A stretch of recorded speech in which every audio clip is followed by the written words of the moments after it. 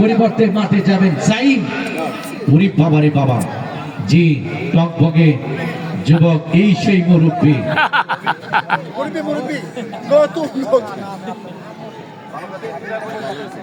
সুপ্রিয় দর্শক, আপনারা জানেন আজ কিন্তু বাংলাদেশের ফুটবলের ইতিহাসে একটি স্মরণীয় দিন। যে বাংলাদেশের মানুষ বিশ্বকাপ ফুটবলে যেই দুটি রাষ্ট্রকে সাপোর্ট করে ফুটবলের জন্য বাংলাদেশটা তথা বাংলাদেশের দর্শক ফুটবলের প্রতি ভালোবাসা বাড়িয়েছেন, সেই ব্রাজিল আর্জেন্টিনা। আজ কিন্তু বাংলাদেশ খেলবে ব্রাজিলের বিরুদ্ধে। একটা হাততালি হবে লাল সবুজের বাংলাদেশের জন্য। আগামী 8 তারিখ খেলবে আর্জেন্টিনার বিরুদ্ধে লাল সবুজের বাংলাদেশ।